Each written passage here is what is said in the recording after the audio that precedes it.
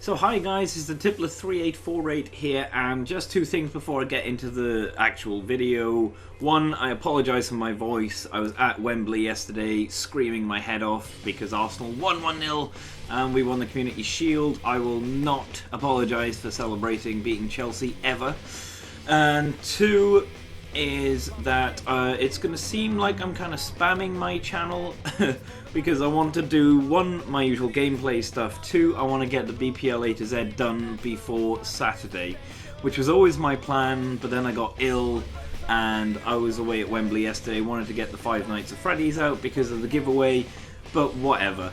It's going to be kind of two BPL teams every day, plus some days I'm also going to be putting out another video. Tomorrow will probably be Destiny. Today I'm going to try and get an inter-career mode out. So without further ado, Man City fans, you came second in the league last season. You did it pretty much with this team, but I'll go through it quickly. Joe Hart in goal. Fantastic penalty by him, by the way. I can't remember who it was against now, but he stepped up, took a penalty, and it was brilliant. I've put Kolarov, Demichelis, Kompany and Zabaleta at the back. For me, Zabaleta has been the best right back in the Premier League of the last 2-3 seasons. Kompany, I really hope for you guys that he can get back to his usual, because whenever you play Man City, you want to beat a full strength Man City. In the way that Kompany was playing last season, he was not that. I think Demichelis gives you guys just a rigidity at the back, which you don't have without him, which is really weird because he's kind of a crap player, and I prefer Kolarov to Clichy. Not because of the Arsenal thing, I just think Kolarov gives you more, least of all his dead ball kind of situations. But I've put Fernando and Yaya Toure in the centre, pretty standard really. Fernandinho for me isn't the CDM that you need, Fernando is. Raheem Sterling, I'll get onto him of course. David Silva, fantastic player. You guys wouldn't be where you are without him. The lesbian, Nasri, although I dislike the way he left Arsenal, he's a very gifted player. He's not very quick for a winger, but obviously he likes to cut inside and can sort of jink past people. And Sergio Aguero! Fantastic player, top scorer, I think, last season, again. And if I was going to pick any one player out of the Man City squad, you've got superstars everywhere, but that would be the one that I would have at Arsenal. He is, for me, the best, most natural finisher, goal scorer in world football at this point. Messi and Ronaldo get a lot of goals, don't get me wrong, but they do a lot more. Aguero is just there. Every time he gets the ball, he's looking to have a shot. That's the most important thing. Messi, Ronaldo, they could do a bit of interplay. Aguero, as soon as he gets that ball, one thing in his mind, and that is to score. Mr. Sterling, not worth the money that you guys paid him for me. 20 million in that should probably go to Barcelona, because for that season that he had a really outstanding season, Suarez made him look that good. But his potential is still there. Now he's had his move to Man City, you've got to play him. If you pay £50 million for a player, you've got to play him. Like Torres at Chelsea, they had to play him. There was no two ways about it, you have to play him. But your bench doesn't look great, really. I mean, if you look at the strength of the other teams that you put yourself in that bracket, Arsenal, Chelsea, Man United, I think your squad is actually looking weakest. No, maybe not. Actually, Man United is probably weakest. I would put Arsenal and Chelsea ahead of you, not just because I'm an Arsenal fan, but I've sat Clichy and Sangin next to each other so they can talk about how they used to play football. Del, for me, you bought him, he's not going to be a starter, he's just there for your English quota. Bonnie has to be a backup striker, you haven't really got anyone else because Jovetic is gone. Dzeko is on the verge of leaving. And Patrick Roberts, your other new signing, just put him on the bench. I don't think he's going to be anywhere near the team. I'd actually put Mangala on instead, or even Jesus Navas. And Fernandinho is going to be your final sub. So I've gone on for long enough here. I'm going to move on to your upgrades. Okay, so moving on to your upgrades and downgrades for FIFA 16. Right, well, obviously the way I was talking before, pretty obvious who I'm going to upgrade. It's Aguero and it's David Silva.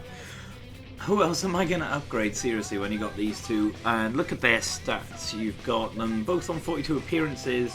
Aguero scoring 32 and assisting 9, so total of 41 goals he had a hand in there. And Silva, 12 goals, 14 assists, so a total of 26 he was involved in. How these two are only an 87 is absolutely beyond me. They have to be 90 to 90 plus for me. But if you're going to be harsh, I would put David Silva up to an 89.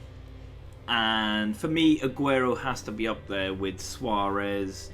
Not quite Ronaldo and Messi, although his stats look ridiculous. I mean, 32 goals and 9 assists. It's incredible. So I'm going to put him at a tentative 90. Actually, it'll be a tentative 91, I think. But absolutely, bottom line, he's got to be 90 plus for me. So your downgrades, and there can be very little surprise here. Vincent Kompany, plagued by injury last season. When he did come in, he wasn't great, so I've put him from his 86 down to an 84. It'd be harsh to put him any further down than that. It's kind of ridiculous that he, at this moment in time, I think is about 4 overall better than Koscielny. Koscielny, for me, last season was a much better defender. But I've put Kompany down to an 84 just for now, because that talent that he showed before can't be gone. 33 appearances, 41 goals conceded while he's in the team. 9 yellow cards is quite high even for a centre-back. Second downgrade is going to be Jesus Navas. 47 appearances last time out and 1 goal. 11 assists, fair enough, but I think I could get 11 assists in your team with Aguero up front, so I don't read too much into that. But 11 assists is decent, but 1 goal, you've got to be expecting more, especially in 47 appearances. So I'm sorry, Jesus, but I'm going to take you down a peg or two. 1 or 2. I'll take him down 1 to an 81. So 82 becomes 81. But let's move on to your transfers. And I haven't actually got too much to say about your transfers, other than basically you've missed out on a load of decent players. Petr Cech went to Arsenal because he wanted to stay in London, so you had no chance there. Chelsea haven't really strengthened, but they walked the league last season, do they need to? No. You probably could have done with any one of the players that Man United signed. You could have possibly done with Benteke if you allow Dzeko to go. But you have basically been held back by the fact that you've had to buy English players because you're not bringing any through yourselves. So really, City can have any kind of transfer target in the world. You've got the money, you have absolutely no problem throwing it about. Although how much the Sterling deal has put you back, I don't know. Obviously the main name everyone is hearing is Kevin De Bruyne. I think you would be better off looking at defenders personally. Maybe a new left back, because although Kolarov is good, he's not great. Clichy, there's something missing there. I think you could really do with something else, but what do you Man City fans think? I can't think of any kind of major names that you can go out and splash your cash on, because you've spent 50 millions on Sterling. 50 millions, I became a meerkat there for a minute. Facilitoy, 50 millions. No, that was awful, but I'm going to end it there. But thank you very much if you've been watching. Apologies, like I say, if it seems like I'm going to be spamming the channel, but I need to get this done by Saturday. That's what I set out to do, and that has not changed. So, I hope you think I've done your club justice. If I've been too harsh, let me know. If I've not been harsh enough, let me know. I think it's going to be bad when there's two teams like Man City and Man U so close together, because you're going to get such a massive difference in opinion. But I hope you're enjoying the series. I'm really enjoying looking at them because it gives me a chance to kind of scout ahead of the Premier League season. I'm really looking forward to obviously West Ham, because they've added well and that's Arsenal's first opponent. But maybe that's another video I can do. I can look at their opponents and see what we think on Saturday morning possibly. But that's me done for now. Thanks for everyone who's been watching my videos. Go and watch my Five Nights at Freddy's if you fancy yourself a free snowball, and possibly a backup prize that I've not quite got to grips with yet. But thanks for watching, and I will see you in the next one. This is the Tippler, and I am out.